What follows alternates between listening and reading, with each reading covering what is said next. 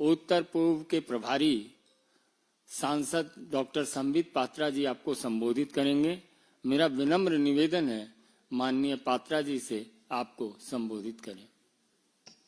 धन्यवाद माननीय संजय जी।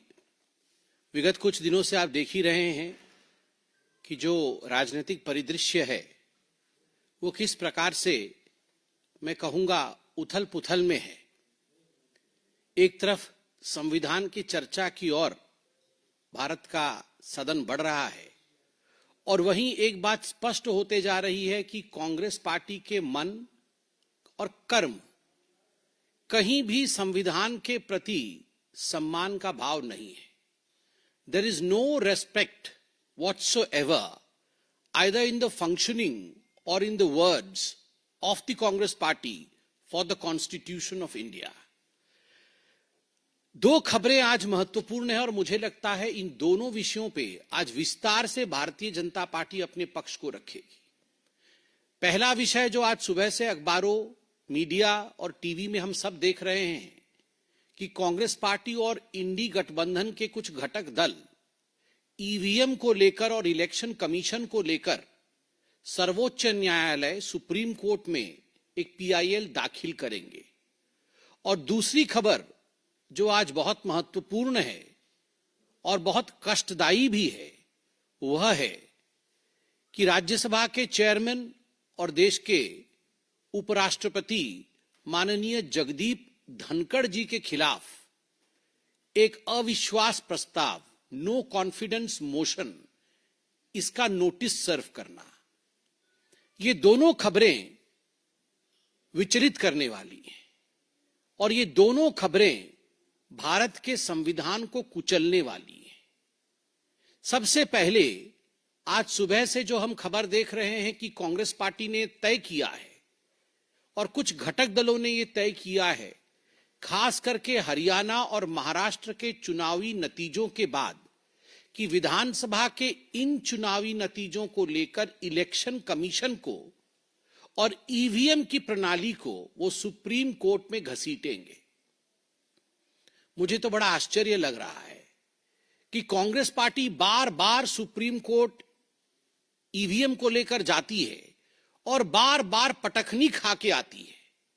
हर बार जब भी उसने इलेक्शन कमीशन को कोसा है, जब भी इलेक्शन कमीशन को सुप्रीम कोर्ट में खींचने की कोशिश की है, वहीं अगर फजीहत किसी की हुई है तो वो कांग्रेस पार्टी की हुई है।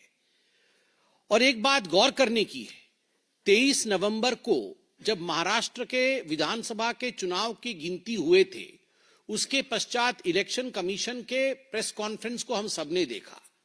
इलेक्शन कमीशन ने कहा कि 288 विधानसभा, 288 विधानसभाओं में 1440 वीवीपैट यूनिट, अर्थात हर विधानसभा में जो नियम कहता है कि 5 वीवीपैट यूनिट के वीवीपैट्स और गिनती में मिलान होना चाहिए, वो मिलान किया गया है और वो 100% एक्यूरेट और परफेक्ट निकला है।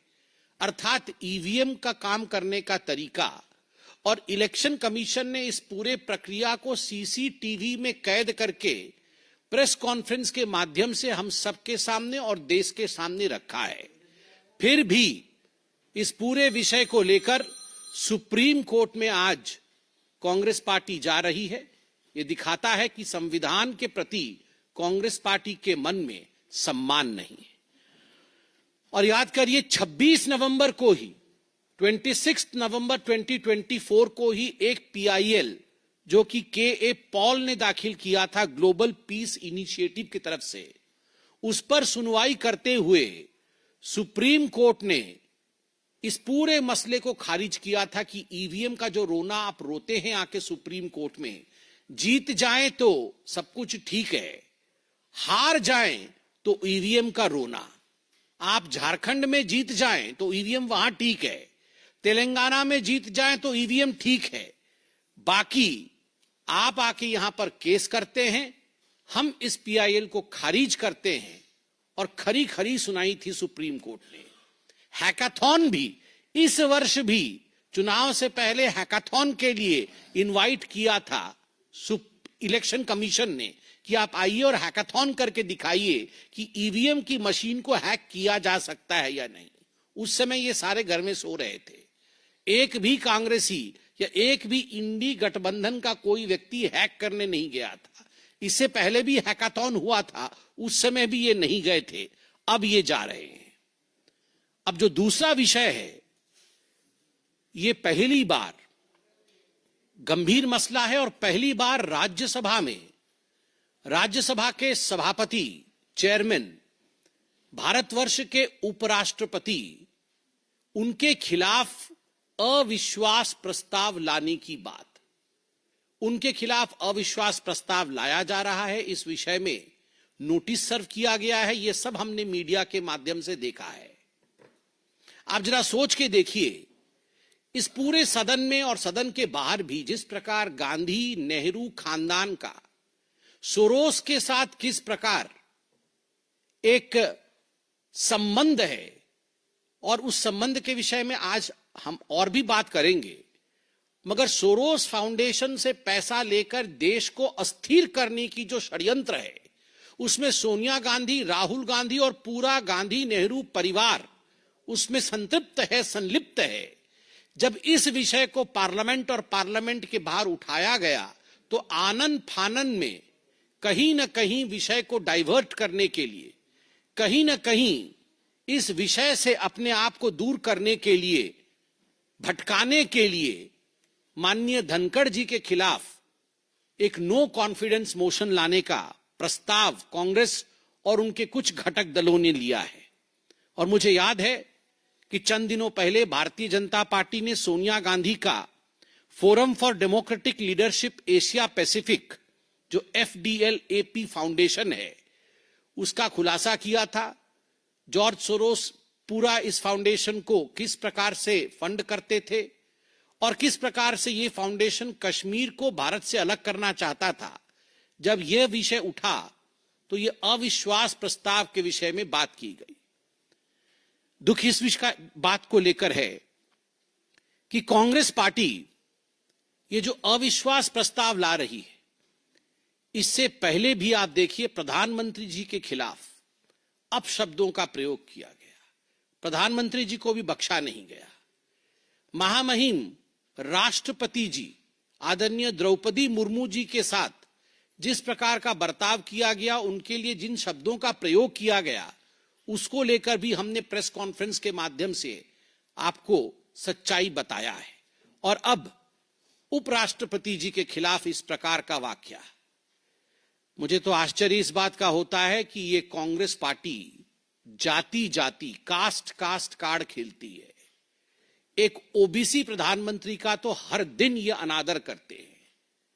एक ओबीसी प्रधानमंत्री के लिए जिन जिन शब्दों का प्रयोग किया गया, लट से मारेंगे, जनता इनको लट से मारेगी, ये नीच आदमी है, इस प्रकार के शब्दों का प्रयोग किया गया प्रधानमंत्री नरेंद्र मोदी जी के लिए। एक ट्राइबल समाज से आई हुई उड़ीसा की बेटी द्रौपदी मुर्मू जी के लिए कांग्रेस पार्टी के उस समय के LOP अधीर रंजन चौधरी जी ने जिन शब्दों का प्रयोग किया, मैं उसे दोहराना नहीं चाहूंगा।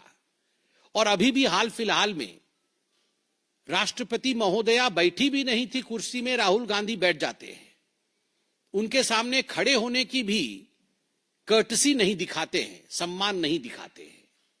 और आज जाति के बात करने वाले एक साधारण किसान परिवार से आया हुआ किसान का बेटा जगदीप धनखड़ जी के विरोध में अविश्वास प्रस्ताव लेकर आना, ये किसका असम्मान है? ये किसान पुत्र का असम्मान है। A man who comes from a humble background, उसका असम्मान है।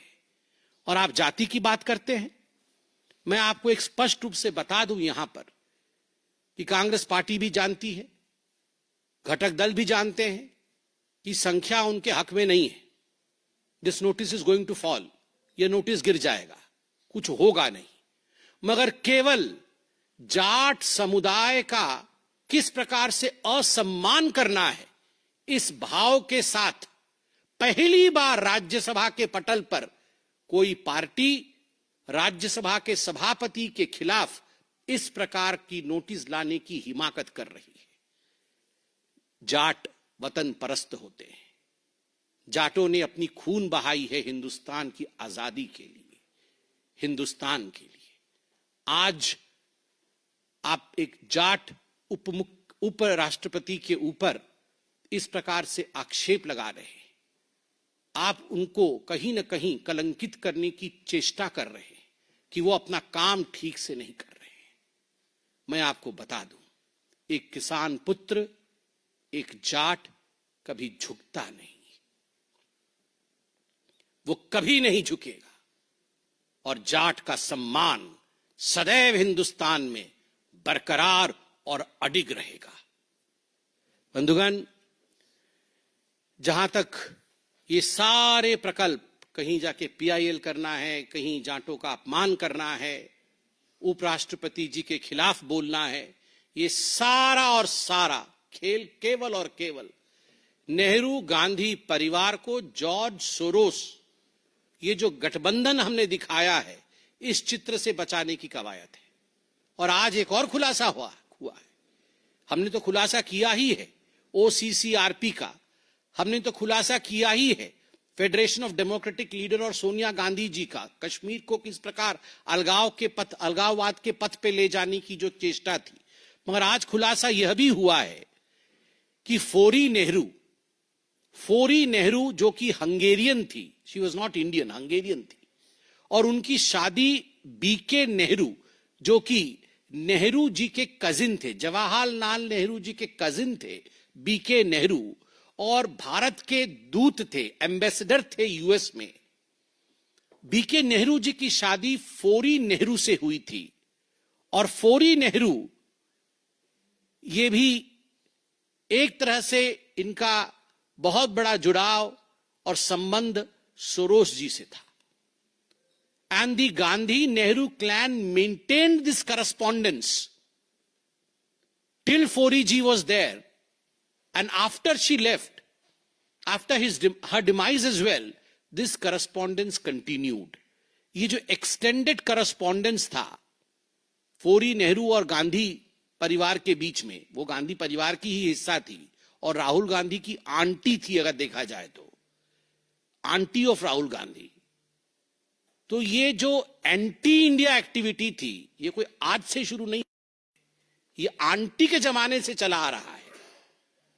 तो ये एक इसकी लंबी परिधि है, एक लंबा इतिहास है, और मैं कहूंगा इन सभी चीजों को छुपाने के लिए आज अंततोगत्वा जिस प्रकार से संविधान के खिलाफ कांग्रेस पार्टी काम कर रही है, वो सब भी हमसे छुपा नहीं है। पार्लियामेंट जवाब देगा, देश की जनता जवाब देगी। धन्यवाद। Mohit Bhatt, Times Now. BJP has been saying this, that we want Parliament to have a debate and discussion, but the opposition is disrupting the Parliament. But after today, the Rajya Sabha was adjourned. Rahul Gandhi has made a statement. He said that we want Parliament to function, but the BJP is trying to divert from the issue of Adani, and perhaps that is why they are doing all this. We will not let this happen. We will continue with their protest. How do you see this? See, as far as the antiques and the gimmicks of the Congress party in the parliament is concerned, that is for the whole nation to visualize and see. Just imagine, almost every day, the theatrics that the Congress party continues to have on the gates of parliament is open to all. I mean, we have t-shirts, we have stickers, then we have bags, we have masks. So what is Congress into? I mean, like, while we in the BJP, the member of parliaments, are preparing documents, we are preparing documents every day evening, that tomorrow what would be the notice of 0 hour, what are the questions that we are going to raise. The Congress party is busy with all these accessories. On one hand, BJP is preparing documents, on the other hand, Congress is busy preparing tracksuits, stickers, hats, caps, masks. अब यही सब काम करेंगे, वो factory खोले, cap, mask, hat, PAT का। हम अपना काम करेंगे, उनको ये काम करने दीजिए। विनीत, टीवी 18। सर, अगर हम बात करें सर, ताहिर हुसैन जो है 2020 के दंगों के आरोपी हैं, उन्हें एआईएमआईएम ने अपना उम्मीदवार बनाया है, कैसे देखते हैं सर? देखिए, जहां तक ताहिर हुसैन का सवाल है, इसमें किसी प्रकार का किसी के मन में भी संशय नहीं है कि ताहिर हुसैन वो व्यक्ति है जिसने 2020 में दिल्ली में जो दंगे हुए उसमें उसकी एक प्रमुख भूमिका थी। तब ताहिर हुसैन आम आदमी पार्टी में थे और अपने घर के छत से किस प्रकार षड्यंत्र करते हुए, एक रचाया हुआ षड्यंत्र था, प्रीस्क्रिप्टेड षड्यंत्र था, उस षड्यंत्र के अंतर्गत हिंदू मुसलमान दंगे कराने का काम ताहिर हुसैन ने किया। अब ताहिर हुसैन सलाखों के पीछे है, मल्टीपल केसेस उसके खिलाफ चल रही हैं, आज तक वो सलाखों से बाहर नहीं आ पाया। मगर देखिए किस जल्दबाजी से AIMIM ने ताहिर हुसैन को टिकट दे दिया है। टिकट क्यों दिया है? ये जीभ चिढ़ाने के लिए दिया गया है हिंदुओं को। It is a message to tease the Hindus कि जिसने तुम्हें मारा, जो तुम्हारे खिलाफ है, हम उसको प्रमोट करेंगे। तो ये संदेश बड़ा साफ है, हम भी अपना संदेश दे दें, एक हैं तो सेफ हैं, एक हैं तो सेफ है, मरना वरना ताहिर हुसैन जैसे लोग हिंदुस्तान के संविधान के साथ खिलवाड़ करने के पश्चात भी सलाखों के पीछे से रहकर देश की एकता को खंडित करने, उसे तोड़ने का पूरा प्रयास कर रहे हैं। और हम तो यह भी जानना चाहेंगे इसमें उनके आका जिसने ताहिर हुसैन को जन्म दिया, अरविंद केजरीवाल जी का क्या कहना है, क्या मानना है, वो भी जवाब दे। पहले तो वो भी डिफेंड कर रहे थे ताहिर हुसैन को। आनंद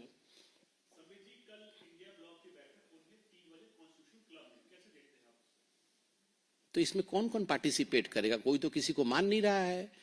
वो तो समाजवादी पार्टी बोल रही है, हम तो मानते नहीं है कि राहुल गांधी जी इसके चेयरपर्सन हैं, हम तो मानते हैं कि मल्लिकार्जुन खड़गे जी चेयरपर्सन हैं। वहां TMC बोल रही है कि हम तो मानते नहीं है कि राहुल गांधी जी है, हम तो चाहते हैं कि ममता बनर्जी इसको चेयर करे। और वहां शिवसेना उद्धव गुट जो है वो कहते नहीं, हम तो राहुल जी को मानते हैं, हम तो बाकियों को नहीं मानते हैं। तो I believe tomorrow would be an interesting day. कल हमें देखना चाहिए कि आखिरकार इस बैठक का चेयर कौन करेगा। कहीं ऐसा ना हो कुर्सी की मार पिटाई इनके बीच में कल मचे।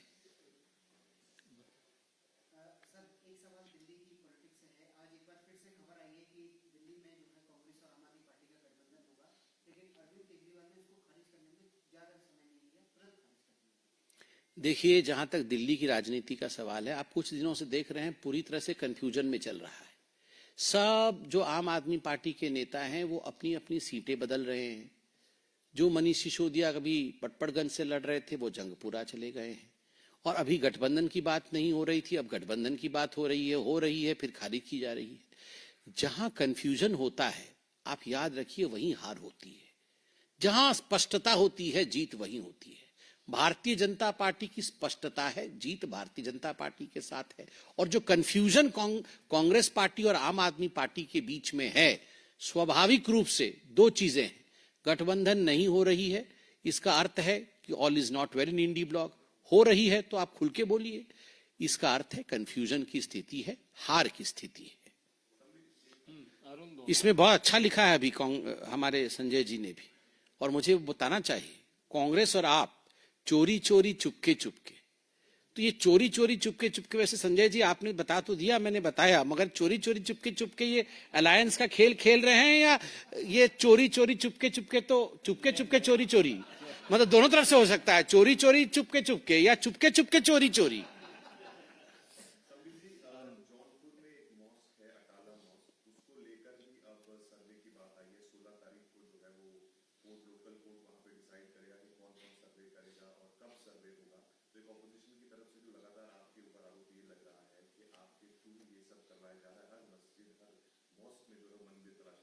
देखिए, कोर्ट ने अभी कुछ बोला नहीं है, ये भविष्य में होगा, क्या होगा हमें पता नहीं है।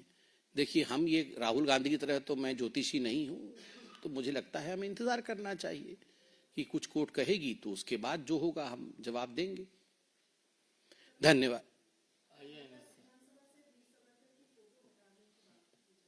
कहां से? देखिए, पहले उस पे विषय पूरा आने दीजिए, जवाब हम देंगे, कर्नाटक की नेता भी देंगे। धन्यवाद। बहुत बहुत धन्यवाद।